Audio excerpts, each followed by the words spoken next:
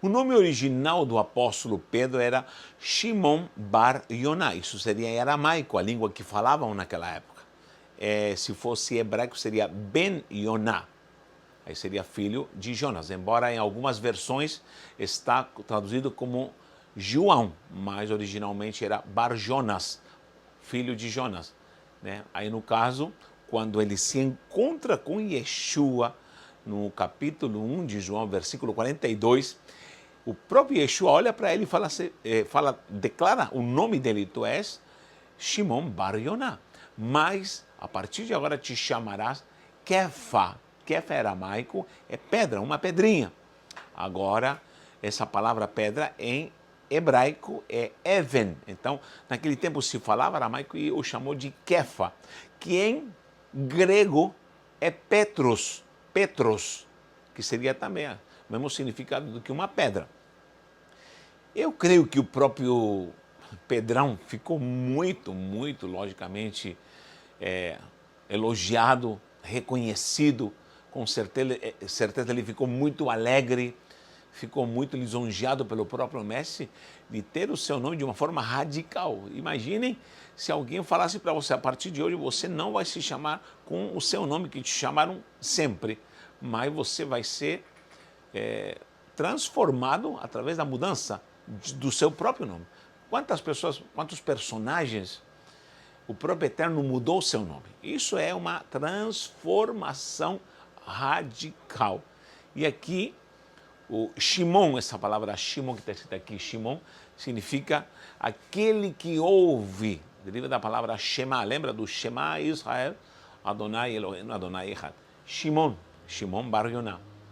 Kefa é pedra, só que é aramaico, e Petros em grego. Anote isso porque é muito importante. Agora, imagina o Pedrão, ele se impregna tanto dessa chamada do mestre, a chamada de Pedro é uma chamada, acho, muito linda.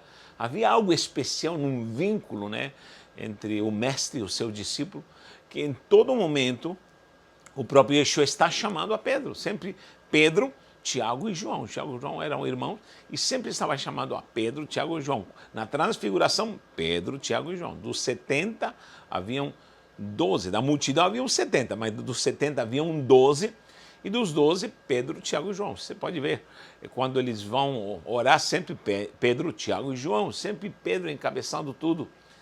Aquele sanguíneo, espontâneo, com certeza enérgico e com muita disposição para servir ao mestre. Isso é algo maravilhoso. Quando vão curar a filha de Jairo, quem entra na casa? Ninguém entra a não ser Pedro, Tiago e João dos discípulos. Isso é algo marcante. Procure as passagens, todas as passagens, quando ele sempre chama Pedro encabeçando, esses três, Pedro, Tiago e João. Então Pedro começou a se sentir, logicamente, alguém muito importante. Então essa pedrinha simboliza a estruturação de uma chamada. E quando não é uma pessoa qualquer, mas uma pessoa consolidada, estruturada, uma pessoa amadurecida, com conhecimento. Então, o Pedrão, de fato, tinha isso e este era o propósito do mestre, fortalecer um discípulo estrutural. Ele nunca foi chamado para ser a base da igreja, porque o próprio Pedro escreve que essa pedra angular é Cristo. Você pode saber claramente na doutrina e confirmar na doutrina que Cristo é a base, Cristo é a pedra, Cristo é a rocha, na verdade. Agora, o Petrus era simplesmente uma pedrinha edificada. E o próprio, repito, Pedro, nas suas epístolas, ele se encarrega de declarar que Cristo é a base, essa pedra angular. Agora, logicamente, ele era um fragmento de pedra da edificação e era uma peça fundamental para estruturar a igreja de Cristo, como nós somos pedras vivas, mas Pedro era especial. Pedro era o amigão, Pedro era aquele que falava e conversava com ele, enfim, entre Tiago e João, dos três, sempre Pedro tomando a dianteira. Não sei se você me entende.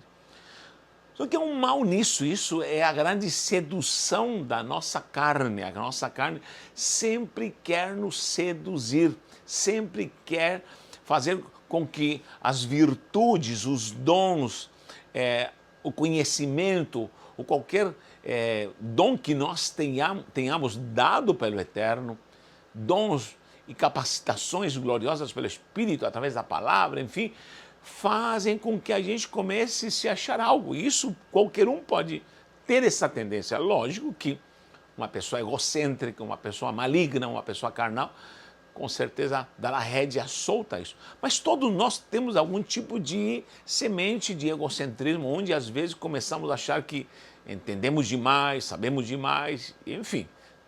E aí é onde nós temos que ter cuidado. Eu vejo tantos programas, esses podcasts, pessoas debatendo. Olha, vai ter um debate, quem vai ganhar? E todo mundo opina embaixo, fulano arrasou, coitado do outro, levou uma surra. Isso, querido, eu vejo algo como algo abominável, abominável. Por que não melhor convidar na individualidade, cada um a expor seus argumentos e trazer à luz da palavra de Deus ensinos preciosos que podem edificar a igreja. Agora, debater, brigar, usar a palavra para brigar, para debater, creio que não será tão edificante quanto ministrar e exortar a palavra do Senhor com sabedoria e sem deixar que nesse calor da discussão, digladiando, talvez brigando, onde há uma grande chance que o ego se levante, que talvez a carnalidade se levante, e onde perdemos a virtude, a essência daquilo que o Mestre nos entregou. Então, dentro da igreja, vamos ver muita gente usada de uma forma tremenda e poderosamente a nível mundial.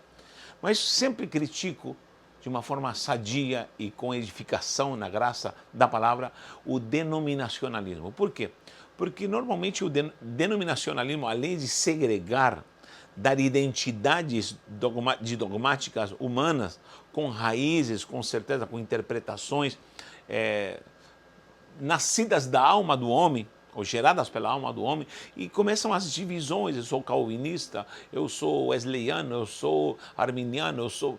Gente do céu, aonde nós vamos parar com isso? Então, esse bendito denominacionalismo, além de dividir, ele infesta o coração de muitos fiéis que começam uma jornada muito bem, sendo um Petrus, vamos falar assim, edificados, estruturados, mas o problema é que as pessoas começam a se garantir com nomes, com gabaritos humanos, com carteirinhas, com cargos eclesiásticos convencionais, denominacionais. E aí normalmente começam a dar uma carteirinha, olha, essa carteirinha aqui não é qualquer um que tem.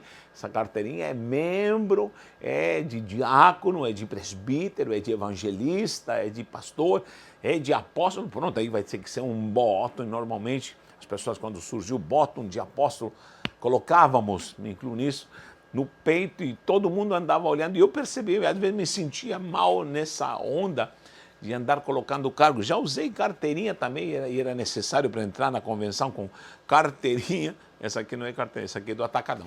Mas olha, essa carteirinha para poder entrar, pronto, quem você é, as distinções humanas, né? E aí, logicamente, vão dando graus nos altares, aquelas redomas com aquelas poltronas, suntuosas poltronas eternas para massagear o ego de grandões. E aí vai, em toda essa hierarquia aparece uma grande escala maçônica que vai crescendo e as pessoas vão se achando alguma coisa. Não sei se eu estou falando besteira ou você está me compreendendo. Eu não critico a igreja de Cristo, não, a igreja de Cristo é santa, a noiva, a que se veste de linho fino aqui, é lavada com o seu sangue, aquela que foi gerada pela sua palavra, que está no mundo inteiro, é uma só. Agora, esse sectarismo que se criou, onde as pessoas começam por seus cargos, onde as pessoas são mais atuantes nessa praticidade, né, eclesiástica, de tarefas, de cargos, repito, de botões, de carteiras, né, de gravatas, de terno, de colarinho branco, toda essa estruturação onde as pessoas querem ser ovacionadas, faz com que muitos Petros comecem a ficar fortes demais, pedras demais, estruturais demais. E aí que está o grande perigo, presta atenção, porque tudo se torna rotina, a pessoa se torna sabida demais, defende a placa da sua denominação de uma forma talvez assustador ao ponto de se tornar um sectarista, um divisionista.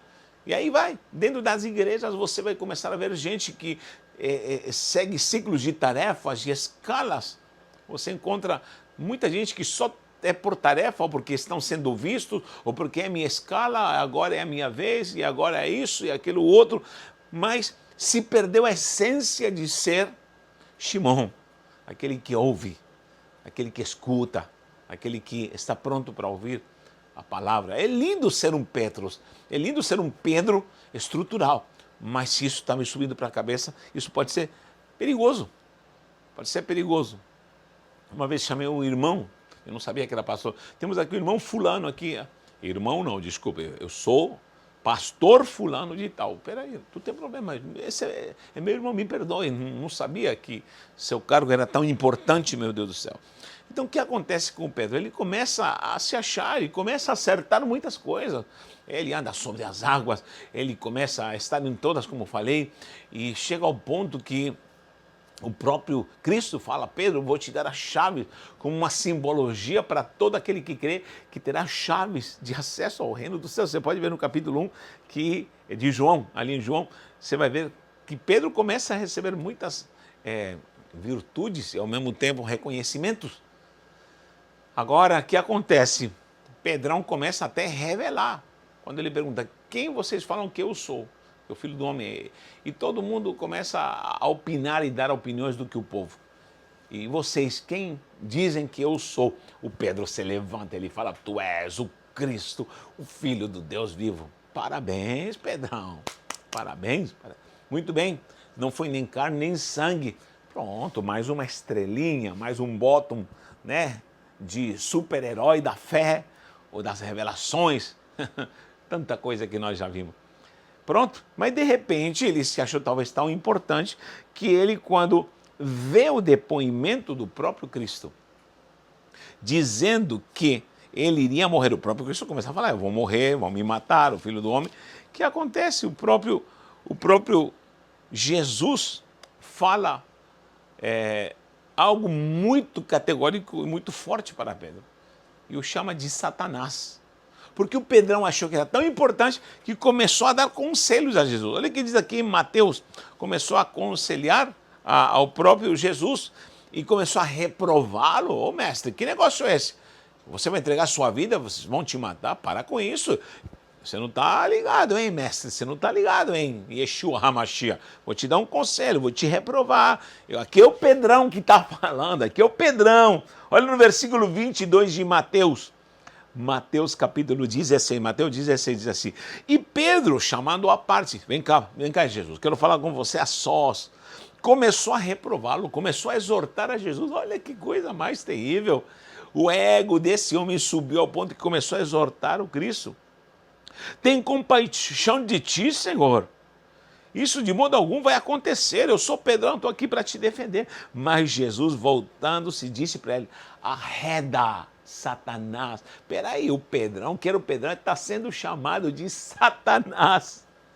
E aí ele declara algo: o Pedrão, que era o Pedrão de confiança, de todas as horas de dificuldade, de horas cruciais do ministério, ele fala assim: agora você está sendo pedra de tropeço.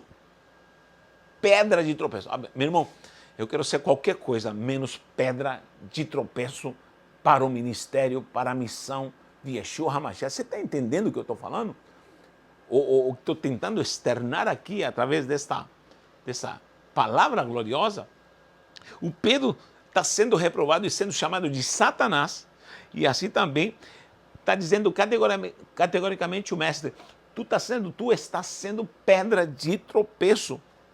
Sabe por quê? Porque você já não está cogitando as coisas de Deus. Você é o Pedrão, mas você já não está lidando mais de uma forma espiritual com as coisas de Deus. Este é o erro de todos nós, se nós não vigiarmos. Por isso você precisa estar alerta. Quando a pessoa está se achando, quando o cargo subiu para a cabeça, porque fala em língua, já subiu para a cabeça, porque é profeta, porque é pastor, porque é apóstolo, porque cresceu financeiramente, já subiu para a cabeça, porque está viajando. O Matuto, meu irmão, Matuto não saía, não tinha nem dinheiro nem para ir para a esquina. Agora o Matuto está pegando um avião para os Estados Unidos, avião para a Europa. Cuidado com isso. E ainda mais se há grandões em cima que ficam te empurrando para esse glamour numa passarela mórbida promovida pelo ego do homem, onde você é empurrado para desfilar. Já fiz parte disso, cuidado, cuidado.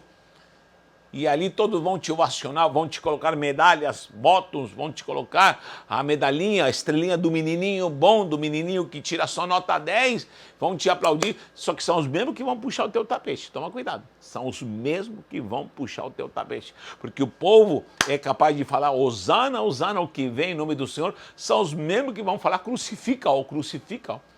Porque quem se deixa levar pelo ovacionismo do povo, pela torcida do ego do povo, são os mesmos que depois sofrem. Então, cuidado, o Senhor diz, cuidado igreja, cuidado pastores, cuidado evangelista, cuidado mestres da palavra, cuidado homens de Deus, cuidado profetas. Porque você já não cogita mais as coisas de Deus, você está cogitando coisas da carne, coisas dos homens, você ficou humano e carnal. E aí, o Pedrão fica arrasado, logicamente. E ali começa um grande processo. Eu quero continuar esse estudo porque eu quero ir com Pedro, sabe até onde? Até depois da ressurreição. Eu quero que você opine. Você já alguma vez foi levantado no ego e você teve que repreender? Já aconteceu comigo. Estou me achando muito. Está repreendido. E vem líder, tanto de cima como de baixo, tanto como o povo e liderantes falando, você é isso, você é aquilo, você... Opa, e o Senhor me disse, sai fora disso, isso não vai te edificar, você não é nada, você é um pedaço de barro na minha mão. Você já viu alguém se corromper? Você já viu alguém que era lindo, maravilhoso, que Deus lhe deu dons, lhe deu poder aqui? Já vi tantos pastores, apóstolos, que Deus lhe deu tanta coisa preciosa e se corromperam. Hoje são vigaristas, ladrões, aproveitadores, cães gulosos. Hoje se tornaram homens fedorentos, fedem a política, fedem as conveniências da política, fedem a palanques do mal, sobem em palanques onde há maldade. Cuidado com isso, tome cuidado, porque o Pedrão, que era tão importante agora, se tornou um Satanás e ao mesmo tempo se tornou uma pedra de tropeço. Preste atenção, isso é algo muito importante. Nós precisamos olhar todas essas palavras em hebraico e precisamos estudar e conhecer a palavra. Te convido para estudar conosco. Universidade do Reino.com, ali tem uma biblioteca de matérias, PDF, para você estudar, conhecer. Te convido para conhecer as Sagradas Escrituras e crescer nesse conhecimento. E você vai estar ajudando uma missão muito importante. Que o Eterno nos guarde. Eu preciso continuar, tenho muita coisa para falar aqui. Deixe um comentário, me ajude, te peço isso. Deixe um comentário, deixe um like, nunca peço like, mas deixe um like para promover esse trabalho e creia que o Eterno vai nos dar força e graça para que possamos nos alinhar, porque a igreja do Brasil e do mundo precisa ser alinhada, santificada para essa última hora, tá bom? Um abraço e um beijo no seu coração.